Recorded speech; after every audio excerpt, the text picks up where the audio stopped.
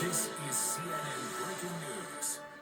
Hello and welcome to Inside Politics. I'm John King in Washington. Thank you for sharing this very sober news day with us. More urgent meetings today, but also gruesome and disturbing new images of Russia's expanding onslaught in Ukraine. The United Nations Security Council is in emergency session right now. Top NATO diplomats are meeting in Brussels. A fire and a firefight at a nuclear plant now tops the list of Russian actions drawing harsh global rebuke. But on this day 9 of war in Ukraine, Vladimir Putin simply is not listening, and we are getting a fuller picture of his very destructive march. This, the burned-out remains of an apartment building in a Kyiv suburb, Borodyanka. In Hotny, also just outside Kyiv, smoke and ash choke the city. The destruction grows every hour as Russia bombards the capital from all sides. Kyiv, Ukraine's second largest city, now a shell of itself. It is hard to find a window that is not shattered. In the south, signs the Ukrainian front line is breaking. Mariupol remains under Ukrainian control for now, but the city is quite literally on fire. Also, Russian forces now occupy the nuclear power plant in Endahor after a fierce firefight. Its workers now operating the facility at gunpoint. The allies meeting in Brussels today say a NATO enforced no-fly zone over Ukraine is off the table. That, even though NATO's chief now says there is no doubt Russia is using illegal weapons of war. Cluster bombs. Let's get the very latest from our CNN correspondents on the ground, and we start on the southern coast of Ukraine, where Russian forces continue to rack up gains. CNN's Nick Payton-Walsh is in Odessa. Nick, what's the latest? Yeah, the most troubling news still out of the Zaporozhye nuclear power plant. Now, as you mentioned earlier, it appears that Ukrainian workers went back in this morning about 6 a.m. and are now working at gunpoint. Now the Russian military control that specific facility. Still, I think the world trying to get their head around the idea of a Russian military assault against a nuclear power plant. It appears that the reactors still retain their integrity at this point. It was external buildings that were damaged. The International Atomic Energy Authority saying that they believe that there isn't any imminent threat, but they have described this, their chief speaking to CNN, as, quote, a close call. So perhaps this episode may be behind us in terms of the immediate nuclear risk, but it gives you a terrifying view, frankly, on the motivation and recklessness of this Russian force and how indiscriminately it's prepared to function at risk, frankly, to itself. A nuclear accident would be as hazardous to Russia as the rest of Europe. But here where I am, John, across the southern coast, you mentioned Mariupol, that remains besieged under bombardment. That's far to the east from where I'm standing on the Sea of Azov. Move more westwards towards me. Bad news out of the town of Kherson, the first city really to fall to the Russian military. We're hearing reports from residents there of essentially a kind of fake movie being created, they say. Ukrainian officials back this up by humanitarian aid trucks coming into the town. They are due to give out aid, it seems, essentially fixing a humanitarian crisis of Russia's own military making, and the thought that Thomas Greenfield, let's go straight to the United Nations. My apologies to Nick Payton-Walsh. Particularly to water intake piping, and mitigate a further deterioration of the situation if needed. Nuclear facilities cannot become part of this conflict. Reliable electricity is vital for the nuclear facility, as are backup diesel generators and fuel. Safe transit corridors must be maintained.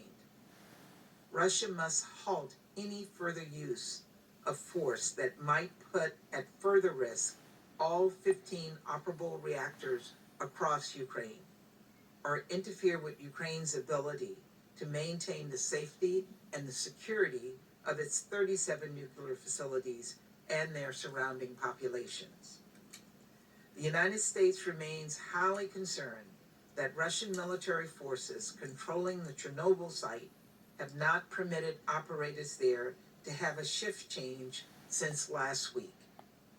This is highly irresponsible behavior and causes grave concerns for continued safe operation of both sites. And we call on all countries to support IAEA Director General Grossi in his efforts to find arrangements going forward to ensure nuclear safety and prevent a nuclear catastrophe in Ukraine. Over the past 9 days, we have witnessed the devastating impacts of President Putin's war of choice on the Ukrainian people. Yesterday, the UN reported that Russia's invasion had turned 500,000 children into refugees. Russia has killed thousands of Ukrainians and sacrificed thousands more Russian soldiers' lives in the process.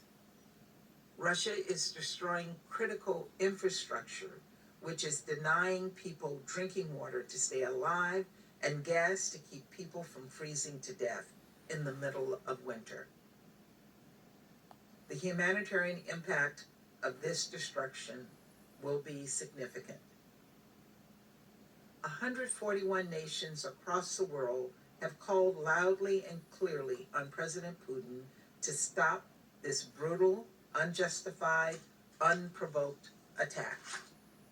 Not only has he not listened, we've just witnessed a dangerous new escalation that represents a dire threat to all of Europe and the world. To my Russian counterparts, this council needs answers. We need to hear you say this won't happen again, as our UK colleague just stated. We call on you to withdraw your troops and weaponry from Ukraine. We call on you to respect Ukraine's borders, its people, and the UN Charter. We call on you to respect your own troops enough not to send them into an unjust war or on a suicide mission against a nuclear power plant.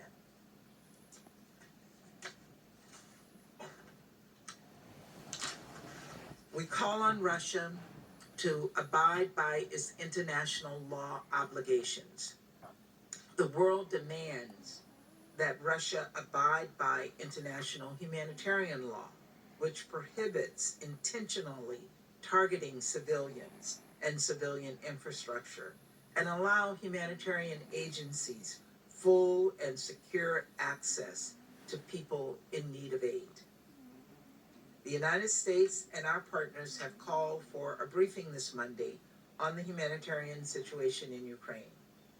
We support the urgent work by humanitarian organizations on a humanitarian pause to allow for safe passage and the delivery of humanitarian supplies. President Putin must stop this humanitarian catastrophe by ending this war and ceasing these unconscionable attacks against the people of Ukraine.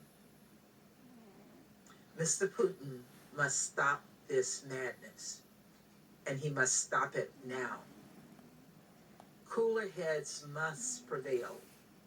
Russian forces are now 20 miles and closing from Ukraine's second largest nuclear facility. So this imminent danger continues. We narrowly avoided a disaster last night. The international community must be unanimous in demanding Russia's forces stop their dangerous assault. And as I've said before, the people of Ukraine are counting on us, and we must not let them down. Thank you. I thank the representative of the United States for her statement, and I now give... Listening there to Linda Thomas Greenfield, she's the U.S. ambassador to the United Nations, sharply condemning the Russian invasion, but specifically talking about her concerns. Last night, a firefight here at the nuclear plant, Zaporizhia. A firefight there last night, that plant now under Russian control. The ambassador also voicing concern that the other nuclear sites spread throughout Ukraine could become dangerous pawns in this war. Before we went to the United Nations, we were talking to our Nick Payton-Walsh. As you see the state of play, he is in Odessa. You see the Russian troop gains have been along the south here, trying to get access to these key shipping ports, cut off supply lines, choke shipping into and out of Ukraine. Let's get back to Nick Payton-Walsh. Nick, you're in Odessa. As I show the areas to your east, many of them have come under Russian control, and there in Odessa, that is the concern, that you would be next.